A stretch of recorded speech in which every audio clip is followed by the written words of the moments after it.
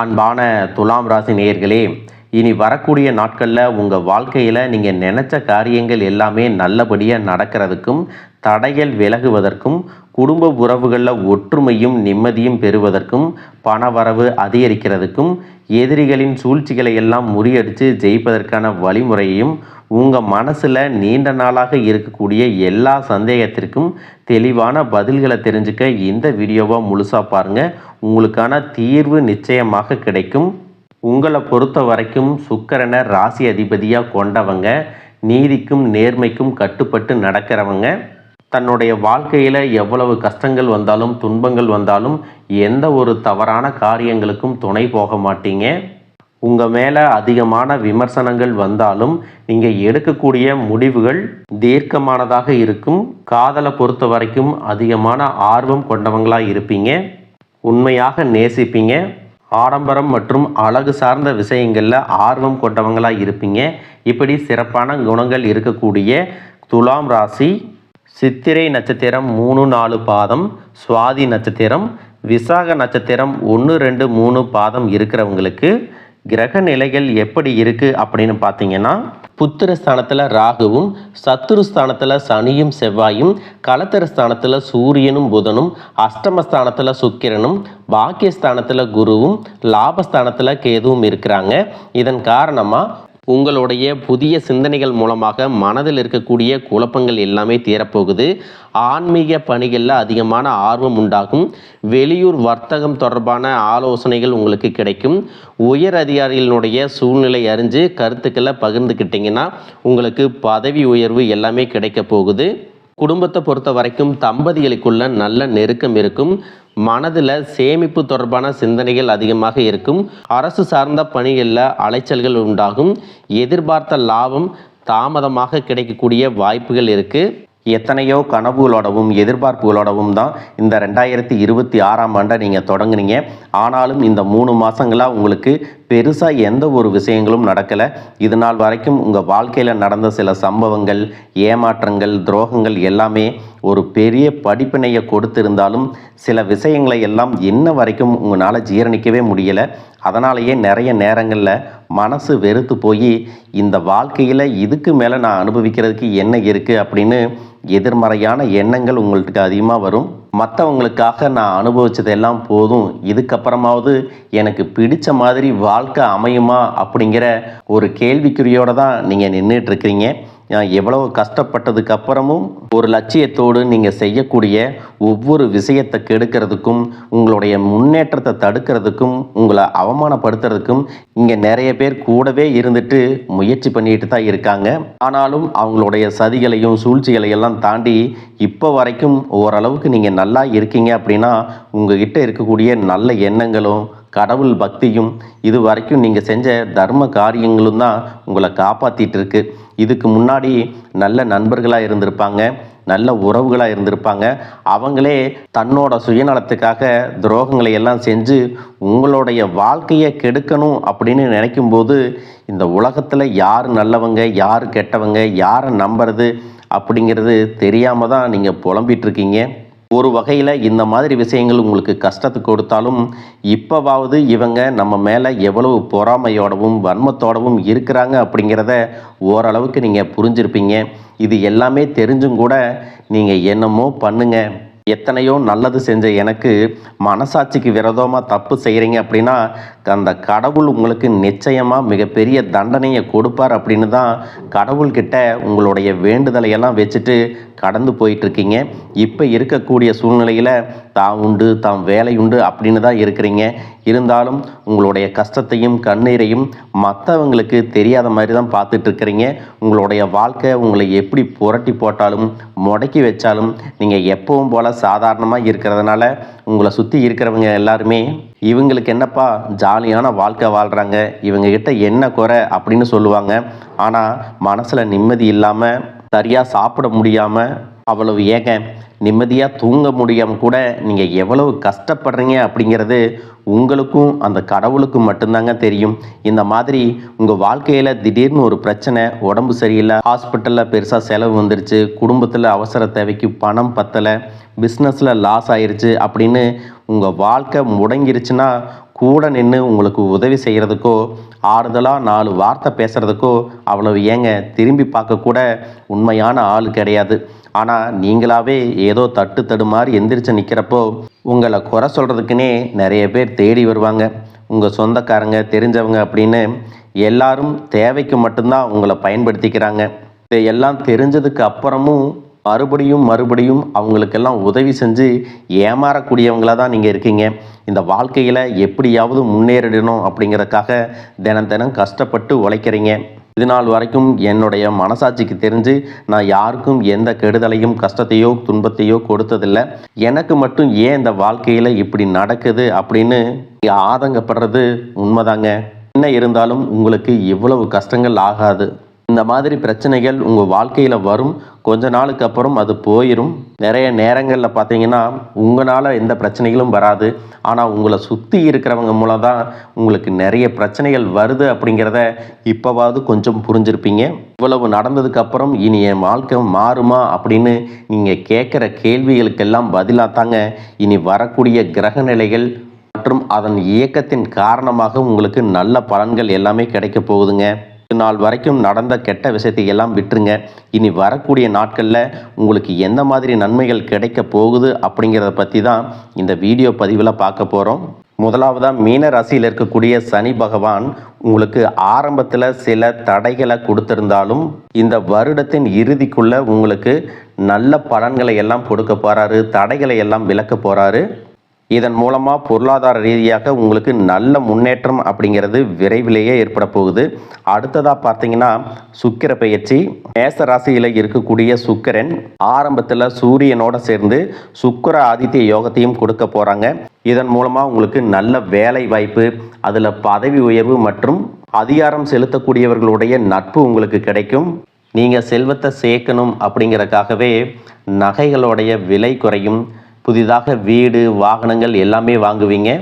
ஆரம்பத்தில் பொருளாதாரத்தில் ஏற்ற இறக்கங்கள் இருந்தாலும் இந்த வருடம் முடியும் பொழுது குறிப்பிட்ட அளவுக்கு நீங்கள் சொத்து சேர்த்து வச்சுருப்பீங்க.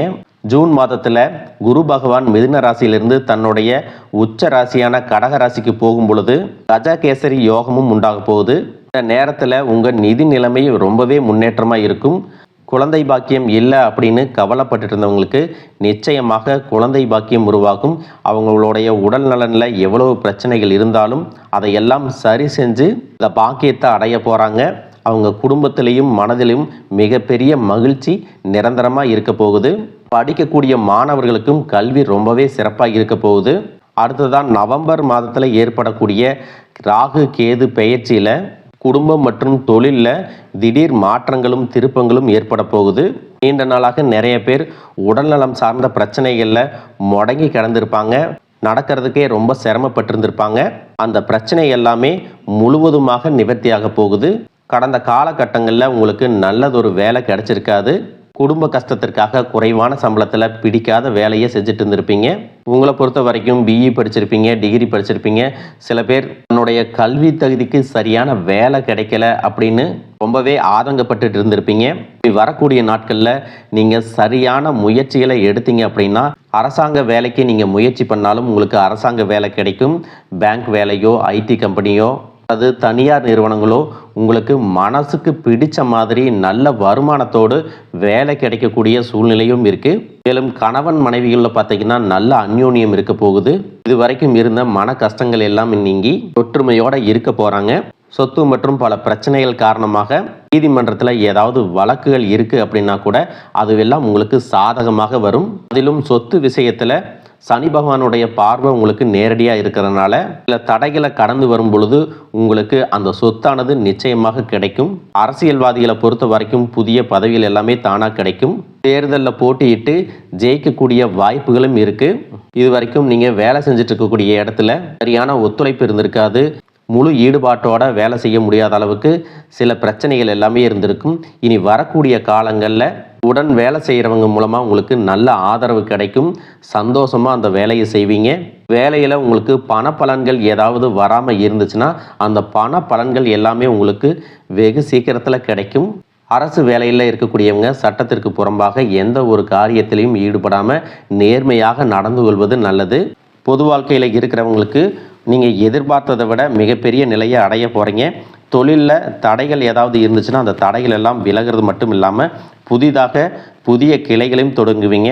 உங்களுடைய உற்பத்தி அதிகரிக்கும், தொழிலை விரிவு செய்வீங்க. வரக்கூடிய நாட்களில் உங்களுக்கு விற்பனையும் அதிகமாகும். ஏற்றுமதி இறக்குமதியில் எல்லாம் உங்களுக்கு நல்ல லாபம் கிடைக்கும். நீங்கள் செய்யக்கூடியது சின்ன தொழிலோ பெரிய தொழிலோ அதுவெல்லாம் உங்களுக்கு நல்ல வளர்ச்சியை கொடுக்கும் அப்படிங்கிறத நீங்கள் ஞாபகம் வச்சுக்கோங்க. இனி வரக்கூடிய காலங்கள் எல்லாமே உங்களுடைய கனவுகளை நிஜமாக்கக்கூடிய நாட்களாக இருக்க போகுது. குடும்பத்தில் முன்னேற்றமும் பொருளாதாரமும் கிடைக்கும் பொழுது உங்களுடைய சுய ஒழுக்கத்தில் நீங்கள் ரொம்பவே கவனமாக இருக்கணும். பேசக்கூடிய வார்த்தைகள், பழகக்கூடிய நபர்கள் எல்லார்கிட்டையும் எந்த ஒரு இடத்துலையும் தான் அப்படிங்கிற கர்வத்தை மட்டும் நீங்கள் வச்சுக்க கூடாது. மற்றவர்களை குறையாக பேசுகிறதோ மட்டம் தட்டி பேசுகிறதோ அதை காயப்படுத்துகிற மாதிரி பொது இடங்களில் பேசிடக்கூடாது. நீங்களும் சரி, உங்களை சுற்றி இருக்கிறவங்களும் சரி, எப்பவுமே பாசிட்டிவான எண்ணங்களில் இருக்கணும். அப்படின்னா எதிர்காலத்திற்கான நல்ல திட்டமிடுதல் எப்பவுமே அவசியம். அதனால் நீங்கள் எந்த ஒரு விஷயத்தை செய்யும் போதும் எதிர்காலத்தில் இது எனக்கு எந்த மாதிரியான பலன்களை கொடுக்கும் அப்படிங்கிறத மனசில் வச்சுக்கிறதும் அவசியம். இதை நீங்கள் சரியாக செஞ்சுட்டு வந்தீங்கன்னா பெரியவர்களுடைய உதவி கிடைக்கும். உறவுகளில் இருந்த சண்டை சச்சரவுகள் முழுவதுமாகவே விலகும். புதிய நண்பர்களும் உங்களுக்கு உதவி செய்வாங்க. தொழிலில் ஏற்பட்ட நெருக்கடிகள் விலகும். பொருளாதார ரீதியாக நலிவடைந்த நிறுவனங்கள் மீண்டும் முன்னேற போகுது.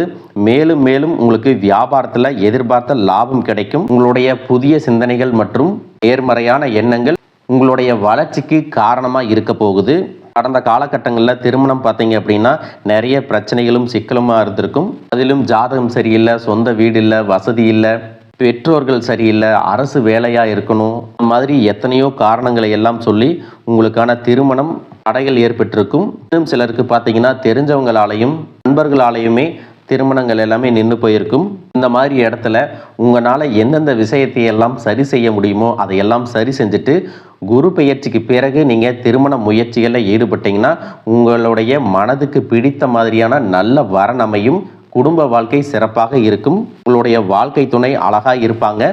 கை நிறைய சம்பாதிக்கக்கூடியவங்களாகவும் இருப்பாங்க. அதே நேரத்தில் வாழ்க்கை துணையை இழந்துட்டு இரண்டாவது திருமணம் பற்றி யோசிக்கக்கூடிய ஆண்கள் மற்றும் பெண்களுக்கு தன்னுடைய வாழ்க்கையில் வரக்கூடிய துணை, அவங்களுடைய பழக்க வழக்கம், 2 பேருக்கும் கருத்தொற்றுமை இருக்கா, மன பொருத்தம் இருக்கா மற்றும் தேவைப்பட்டால் உங்களுடைய ஜாதகத்தை கூட ஒரு முறை நீங்கள் சரி பார்த்துக்கிட்டு இரண்டாவது திருமணத்துக்கு முயற்சி செஞ்சீங்கன்னா நல்ல வாழ்க்கை துணை அமையும். மற்றவங்க பொறாமப்படக்கூடிய அளவுக்கு நல்லதொரு வாழ்க்கையை வாழ்ந்து காட்டுவீங்க.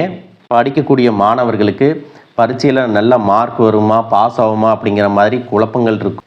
வரக்கூடிய தேர்வு முடிவுகளானது நல்ல தேர்ச்சியை கொடுக்கும். ஓரளவுக்கு நல்ல மதிப்பெண்கள் வாங்கி பாஸ் ஆகிறது மட்டும் இல்லாமல் அடுத்தடுத்த மேற்படிப்புகளும் படிப்பீங்க.